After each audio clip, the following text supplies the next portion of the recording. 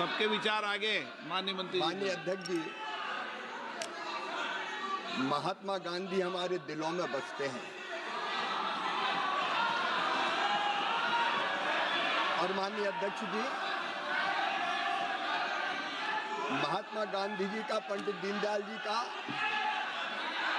ये संकल्प था, ये देखो कि जो सबसे पीछे है, जो सबसे नीचे है, उनका कल्याण सबसे पहले किया जाए।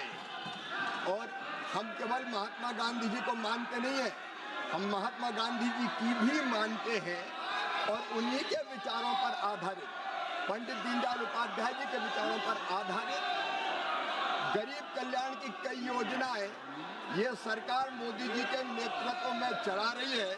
और जहां तक मनरेगा का सवाल है, माननीय अध्यक्ष जी, कांग्रेस तो यूपीए तो केवल मनरेगा लेके आई थी, लेकिन 2,13,220 करोड़ रुपया यूपीए की सरकार ने मनरेगा पर खर्च किए थे।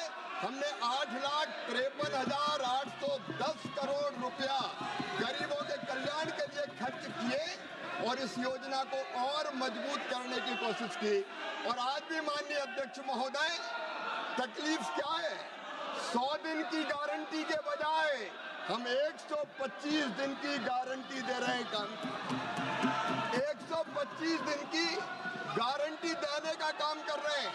और केवल ये गारंटी कोरी नहीं है माननीय अध्यक्ष महोदय, उसके लिए 1,51,282 करोड़ से ज्यादा रुपए की राशि का प्रावधान किया गया है। माननीय अध्यक्ष महोदय, इसके पहले कई रोजगार की योजना आई। एक योजना का नाम था जवाहर रोजगार योजना, बाद में कांग्रेस ने जवाहर रोजगार योजना का नाम बदल दिया। तो क्या पंडित जवाहरलाल नेहरू जी का अपमान हो गया? माननीय अध्यक्ष महोदय, हमारा संकल्प है गरीब का कल्याण और इसमें उसी संकल्प को पूरा करने का हमने प्रयत्न किया है।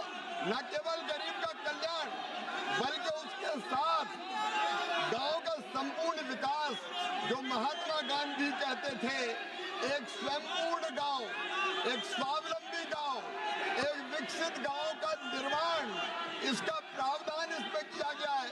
और केवल प्रावधान नहीं, माननीय अध्यक्ष महोदय, हमारी केंद्र सरकार इस पर 95,000 करोड़ से रुपए से ज्यादा की राशि अभी खर्च करने का काम करेगी। और हमने ये भी तय किया है माननीय अध्यक्ष महोदय, ये गरीबों के कल्याण के लिए कई बार बजट का असामान्य वितरण होता है, समान वितरण नहीं होता। कई पंचायतें विकास में पीछे रह जाती है और इसलिए इसमें पंचायत का ग्रेडेशन करके जो अविकसित पंचायत है, कम विकसित पंचायत है, उनको ज्यादा काम देने का प्रावधान भी किया है। माननीय अध्यक्ष महोदय, मैं ये मानता हूं कि ये जो नया बिल हम लेके आ रहे हैं, वो नया बिल गांव का संपूर्ण विकास करेगा। शरद पवार जी, माननीय अध्यक्ष महोदय, जब केंद्रीय कृषि मंत्री थे, तब उन्होंने ये कहा था कि कृषि कार्यों के लिए, मनरेगा के काम के लिए मजदूर नहीं मिलते।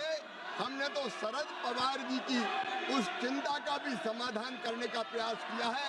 और इसलिए मैं विस्तार से जब इस बिल पर चर्चा होगी तब अपनी बात कहूंगा, लेकिन मैं फिर दोहरा रहा हूं कि बापू हमारे दिलों में बसते हैं, उनका हम पूरा सम्मान करते हैं।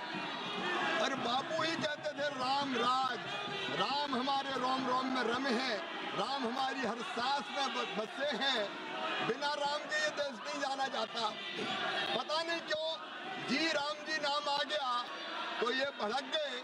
महात्मा गांधी स्वयं राम राज्य की स्थापना की बात करते थे और उनके अंतिम शब्द भी हे राम थे। बापूजी का पूरा सम्मान करते हुए राम राज की स्थापना मतलब दैहिक दैविक भौतिकता का राम राज काहू नहीं व्यापा, हर गरीब को भरपूर रोजगार मिले, उसकी गरिमा को सम्मान हो, दिव्यांग बुजुर्ग और महिला, अनुसूचित जाति जनजाति, उनको और प्रोटेक्शन दिया जाए, इसके लिए ये बिल लेके आए हैं। 125 दिन की गारंटी है, गारंटी, ये कहीं पर कमजोर नहीं हुई।